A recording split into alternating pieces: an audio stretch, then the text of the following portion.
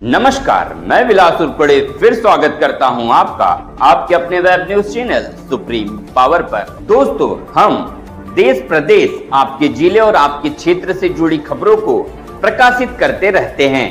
तो आप हमारी खबरों को देखने के साथ साथ हमारे चैनल से सीधे जुड़ सकते हैं, सिर्फ और सिर्फ इस लाल बटन को दबाकर और हमारे चैनल को सब्सक्राइब कर। मी सुरेंद्र टिंगणे, राष्ट्रीय नागपूर कॉर्पोरेशन एम्प्लॉईज असोसिएशन, जी मान्यता प्राप्त संघटना आहे नागपूर महानगरपालिकेत, त्याचा अध्यक्ष।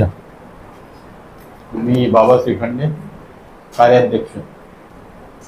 मी प्रवीण तंत्रपाडे, जनरल सेक्रेटरी। मी विकास सरोदे, सचिव।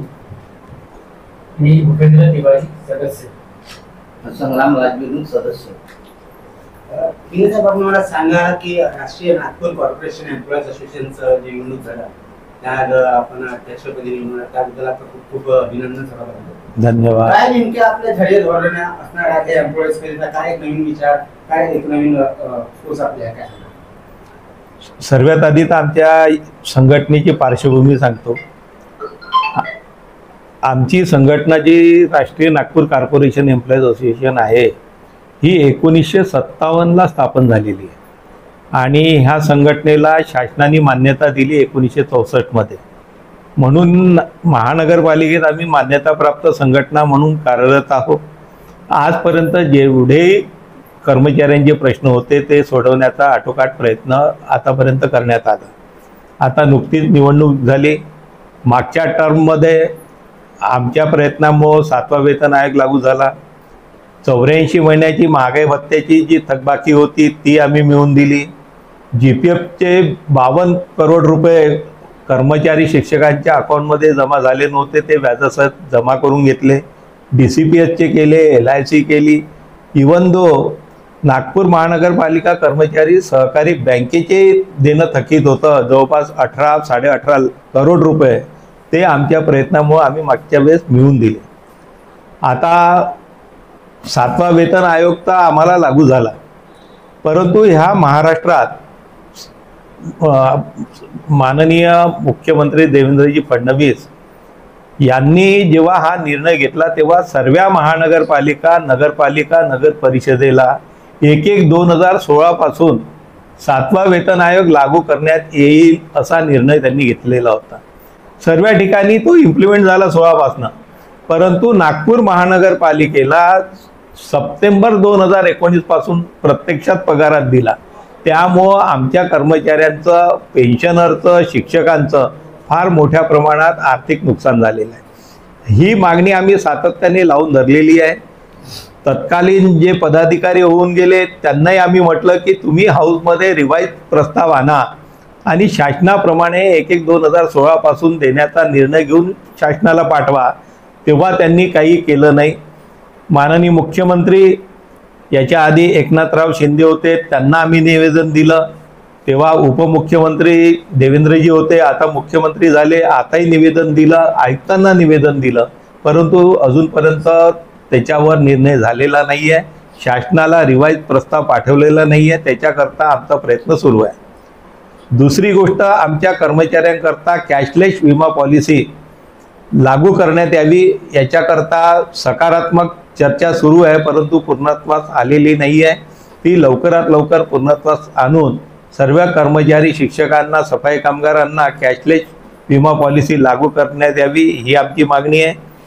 त्याचप्रमाणे ह्या नागपूर महानगरपालिकेमध्ये पदोन्नतीचे प्रस्ताव रेंगाळलेले, ते पदोन्नतीचे प्रस्ताव मार्गी लावून जे पदोन्नतीला डीव आहे त्या लोकांना पदोन्नती दिली पाहिजे, याच्याकरता संघटनेचे प्रयत्न सुरू आहे। त्याचप्रमाणे आता लवकरच दीपावलीचा सण येतो आहे। सर्वीकडे आपापल्या कर्मचाऱ्यांना बोनस, अनुग्रह अनुदान दिला जातो। त्या धर्तीवर नागपूर महानगरपालिकेच्या कर्मचाऱ्यांना सानुग्रह अनुदान किंवा बोनस दिला जावा। तसेच येणाऱ्या दिवसात आमचे जवळपास 7, 8, 15 महिन्याचा एरियस महागाई भत्त्याचा हा पेंडिंग आहे, त्यातनं कमीत कमी 50% तरी दीपावली निमित्त आपल्या कर्मचाऱ्यांना कसा मिळवून देता येईल याच्याकरता आमचे प्रयत्न राहणार आहे.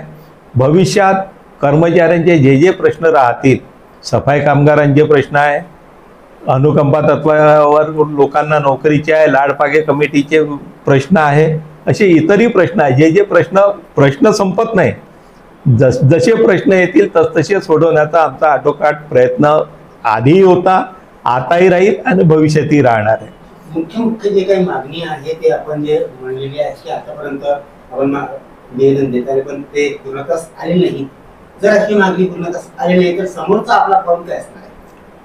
बघा, आता संघटनेत नवीन रक्ताचे कर्मचारी निवडून आलेले, पुन्हा एकदा त्यांना घेऊन आयुक्तांबरोबर आम्ही चर्चा करणार आहे, आयुक्तांना सांगणार आहे, शासनाला म्हणणार आहे. आणि एवढं करूनही 1-2 महिन्यात याच्यावर काही निर्णय निघत नसेल तर कार्यकारिणी मंडळाची मीटिंग घेतल्यावर त्याच्यावर चर्चा होईल.